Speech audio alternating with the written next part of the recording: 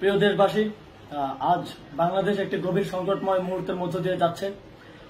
এখন পর্যন্ত আমাদের প্রাপ্ত খবর অনুযায়ী আওয়ামী লীগ, ছাত্রলীগ, যুবলীগের সন্ত্রাসীরা গুলি করে কুপিয়ে প্রায় 30-এর অধিক শিক্ষার ছাত্র জনতাকে হত্যা করেছে এবং দিন শেষ হতে হতে এই সংখ্যাটা কোথায় গিয়ে দাঁড়ায় আমরা জানি না।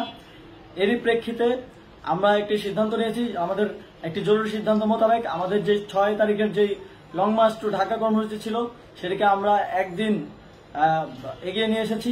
অর্থাৎ আগামীকাল 5ই অগস্ট সারা দেশের মুক্তিকামী জনতাকে ঢাকার উদ্দেশ্যে রওনা হওয়ার জন্য আমরা আহ্বান জানাচ্ছি। যারা পারবেন, যাদের পক্ষে সম্ভব হবে, আজ রাতেই আপনারা ঢাকার উদ্দেশ্যে রওনা হয়ে যান। আমরা আগামীকাল সারা দেশের মুক্তিকামী জনতাকে ঢাকায় আসার আহ্বান জানাচ্ছি।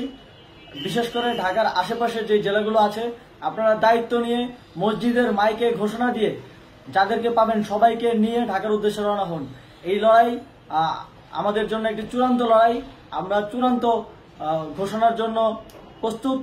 আমরা গণভবনের দিকে যাত্রার জন্য প্রস্তুত এবং সেই উদ্দেশ্যেই আপনারা সবাই ঢাকা আসুন।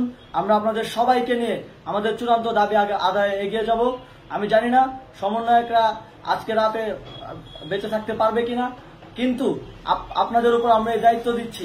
আপনারা সবাই নিজ দায়িত্বে ঢাকায় আসবেন আগামীকাল এবং পরশু পরিস্থিতি বিবেচনা করে পরশু গণভবনের দিকে 4 দিক থেকে আমরা রওনা হব। আমরা খুব আতঙ্কের সাথে লক্ষ্য করছি যে ছাত্রলীগ, যুবলীগ এবং আওয়ামী লীগের গুন্ডারা পুলিশের অস্ত্র দিয়ে পর্যন্ত সাধারণ জনগণের উপর হামলা করছে। কিন্তু একটি সুখের খবর হচ্ছে, সারা দেশের বিভিন্ন স্থানে সেনাবাহিনী ছাত্র জনতার পক্ষে দাঁড়িয়েছে। আবার কিছু কিছু জায়গায় যেমন মিরপুর ও মোহাম্মদপুরে সেনাবাহিনী ছাত্র জনতার বিপক্ষে দাঁড়িয়ে গুলি চালাচ্ছে। আমরা সেনাবাহিনীর প্রতি আহ্বান জানাতে চাই, আপনারা এদেশের নাগরিক এবং আপনারা এদেশের নিরাপত্তার দায়িত্বে আছেন, এদেশের জনগণের যানবাহনের নিরাপত্তার দায়িত্বে আছেন।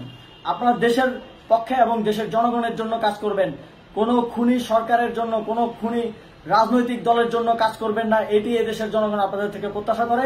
আমাদের এই আন্দোলনে সম্পূর্ণ সমর্থন দিয়ে হয় নিরপেক্ষ থাকুন, অথবা এই খুনি বাহিনীকে, সরকারের খুনি বাহিনীকে প্রতিহত করুন, তাদেরকে যথাযথ শাস্তির আওতায় নিয়ে আসুন।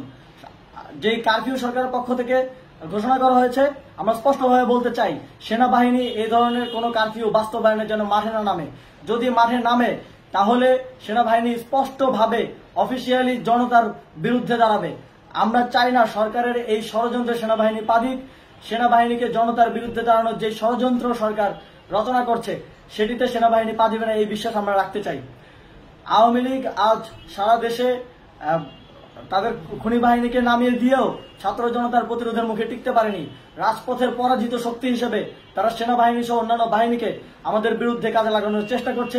এই চেষ্টাকে, এই ষড়যন্ত্রকে ব্যর্থ করতে হবে এবং আগামীকাল সারা দেশে মসজিদে মসজিদে ঘোষণা দিয়ে ঢাকার উদ্দেশ্যে আপনারা রওনা হন। প্রত্যেকটি পরিবার থেকে অন্ততপক্ষে একজনকে ঢাকার উদ্দেশ্যে রওনা করে দিন, এই ইতিহাসের সাক্ষী হতে, একটি নতুন বাংলাদেশের অভ্যুদয় ঘটানোর একজন কর্মী হতে।